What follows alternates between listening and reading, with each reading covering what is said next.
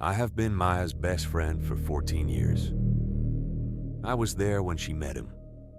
I was there on their first date when she called me from the parking lot afterwards, voice shaking, saying she thought she had just met the person she was going to marry. I was there through the entire 2-year engagement, every dress fitting, every venue visit, every moment of doubt and excitement and planning and joy. I was standing at the altar in 4 hours with a microphone in my hand, and I had screenshots on my phone that would end the wedding before it started. Welcome back to the Untold verdict, where every story has two sides and you're the judge. Today's story is about loyalty, truth, and the most important decision I have ever made in my life. Let's get into it. His name is Ryan. He is charming and funny, and the kind of person who makes everyone in the room feel like they are the most important person there. I liked him from the moment Maya introduced us. I thought he was good for her. I thought he made her genuinely happy. For 2 years, I thought all of those things. The morning of the wedding, I woke up at 6 a.m. in the bridal suite at the hotel. Maya was still asleep. 3 other bridesmaids were asleep around the room. I picked up my phone to turn off my alarm quietly so nobody else woke up. There was a message notification on my screen, not from a number I recognized. A short message with no greeting, no explanation, just a link and one sentence underneath it.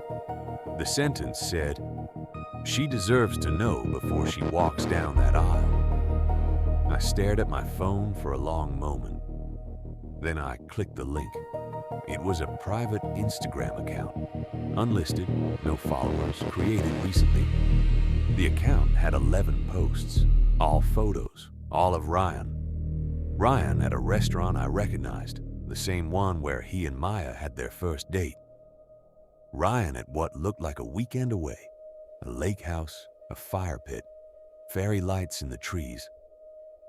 Ryan laughing, Ryan cooking, Ryan asleep on a sofa with his arm around someone. That someone was not Maya. The photos had dates in the captions. The most recent one was from 11 days ago, 11 days before his wedding. I sat on the edge of my bed in that dark hotel room for probably 20 minutes. Maya was asleep 3 feet away from me. In 6 hours, she was going to walk down an aisle in a dress she had cried happy tears in when she first tried it on. She was going to marry a man who had been seeing someone else for, based on the dates on those photos, at least 8 months. I thought about waiting, telling her after, letting her have the day and dealing with it later when the pictures were taken and the cake was cut and the guests had gone home. I thought about saying nothing at all, deleting the message, pretending I had never seen it, letting her live in the happiness she had right now for as long as it lasted. I thought about both of those options for exactly as long as it took me to imagine how I would feel if the situation were reversed. I got up. I went into the bathroom. I closed the door quietly behind me, and I called Ryan. He answered on the 3rd ring. His voice was wide awake. Either he hadn't slept or he had been awake for a while already. He said my name like a question. I told him I needed him to come to the bridal suite right now, alone. That we needed to talk before anyone else woke up. There was a pause. He said, "What is this about?" I said, You already know what this is about, Ryan." He was at the door 7 minutes later.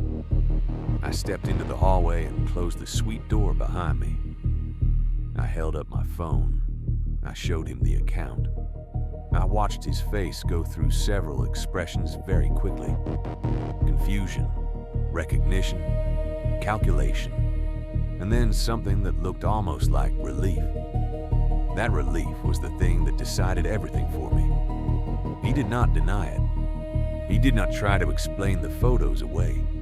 He stood in that hotel corridor in his wedding day clothes, and he told me that things with the other woman had ended 2 weeks ago.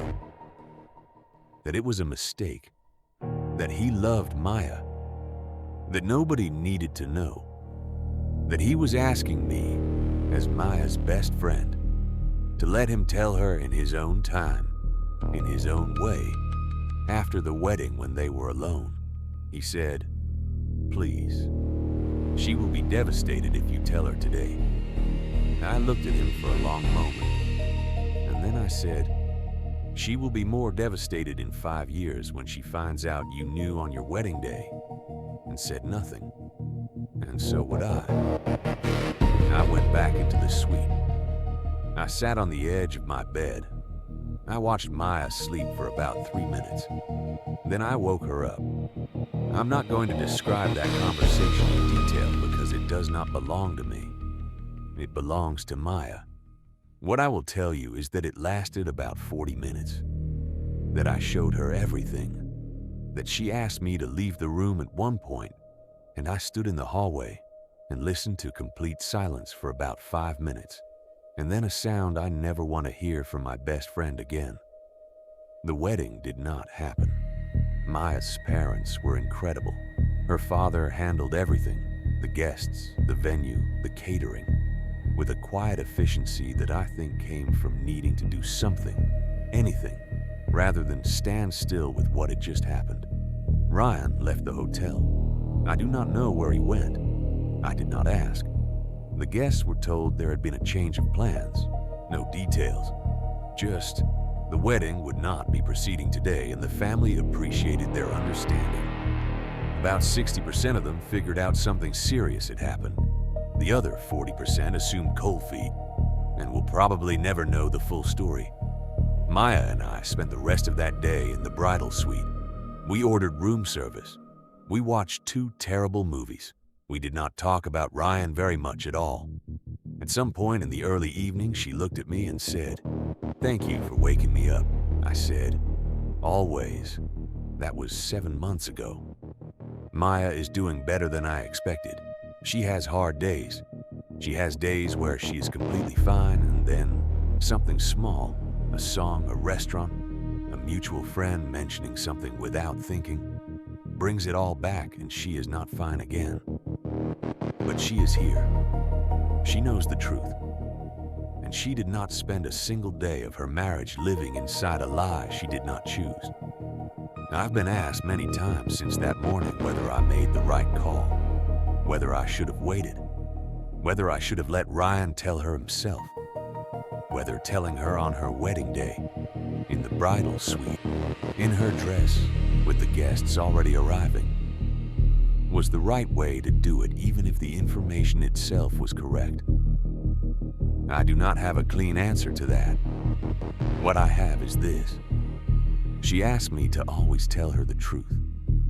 She said it to me once years ago after a difficult situation where I had softened something to protect her feelings, and she had found out later and wished I hadn't. She said, "I need you to always tell me the truth, even when it is hard, even when you think I cannot handle it." I was just keeping my promise. So here is your verdict. Was I right to tell her that morning? Or should I have waited? Let her have the wedding. Let Ryan come clean in his own time.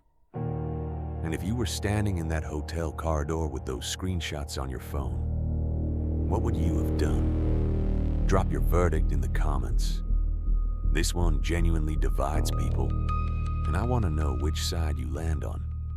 And if stories like this one hit different for you, the kind that stay with you long after they're over, then you're exactly who this channel is for. Hit subscribe and turn on notifications. Every week I bring you a new story, real situations, real people, real consequences. No filler, no fluff. Just the kind of story you can't stop thinking about. We're just getting started on the Untold Verdict. And the best stories are still coming. This has been the Untold Verdict. Every side of the story. You decide.